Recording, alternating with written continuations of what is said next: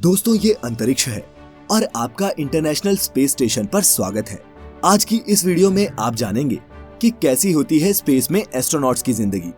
Space या फिर अंतरिक्ष की दुनिया रहस्यों से भरी दुनिया है। इन रहस्यों से पर्दा उठाने के लिए हमारे साइंटिस्ट एस्ट्रोनॉट्स को स्पेस में भेजते हैं और ये सिलसिला एस्ट्रोनॉट यूरी गागरिन के साल 1961 में स्पेस में जाने के बाद शुरू हुआ।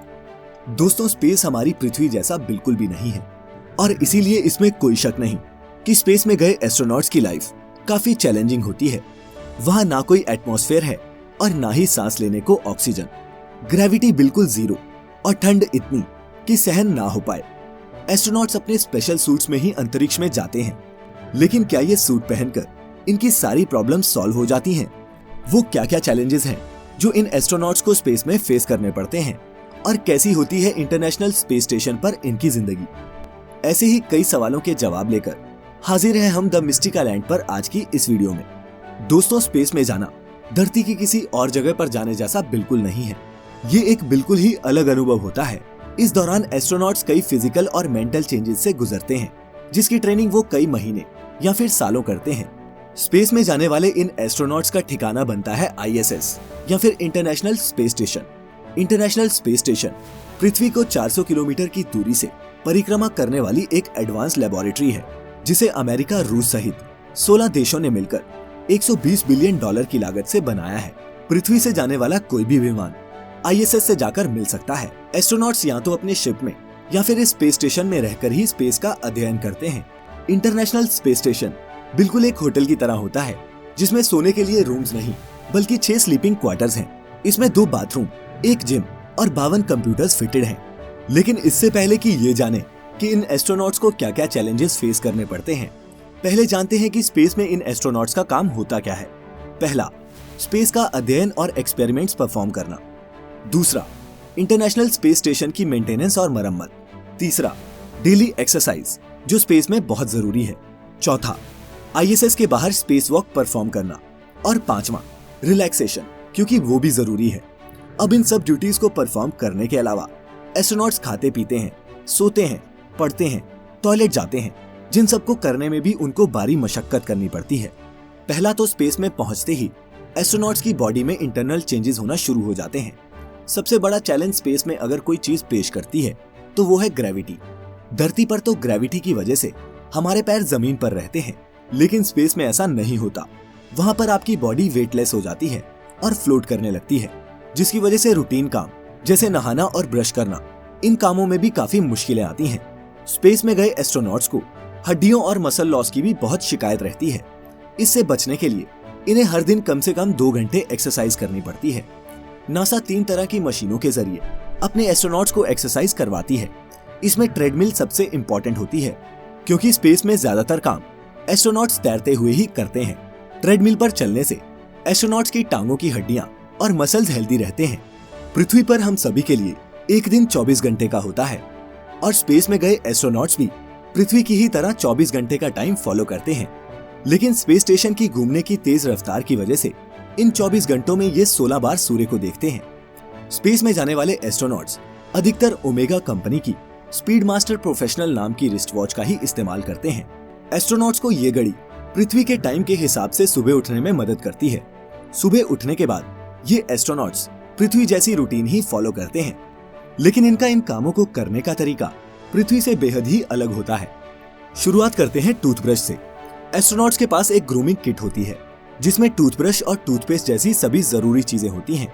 ब्रश करने के लिए सबसे पहले पेस्ट को ब्रश पर लगाना होता है, और चूंकि वहाँ सारी चीजें तैरती रहती हैं, टूथपेस्ट उनके मुंह से बाहर ना निकले, इसके लिए उन्हें अपने मुंह को ज्यादा से ज्यादा बंद रखकर ही ब्रश करना पड़ता है।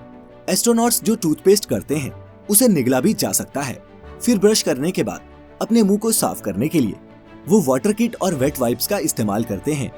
अब बात करते हैं टॉयलेट की। बिना ग्रेविटी वाली जगह में टॉयलेट का इस्तेमाल भी अलग तरीके से होता है।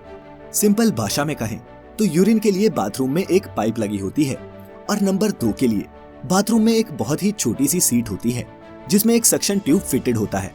इस सीट में एस्ट्रोनॉट्स खुद को सही से फिट करके इसका इस्तेमाल करते हैं। सफाई के लिए टॉवल या नैपकिन का इस्तेमाल होता है। एस्ट्रोनॉट्स के ह्यूमन वेस्ट को स्पेस में नहीं फेंका जाता, बल्कि पैक कर वापस धरती पर लाया जाता है। जहां लाकर उसे जला दिया जाता है। बात करें नहाने की, तो स्पेस में नहाने के लिए एस्ट्रोनॉट शावर के नीचे एक बड़े से बैग में खड़े होकर नहाते हैं।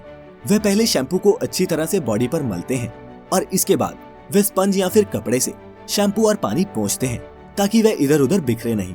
शुरुआती स्पेस मिशंस के दौरान एस्ट्रोनॉट्स यूरिन को ओपन स्पेस में फेंक दिया करते थे, लेकिन अब एस्ट्रोनॉट्स का यूरिन भी फिल्टर होकर फिर से स्टेशन के ड्रिंकिंग वाटर सप्लाई में डाल दिया जाता है।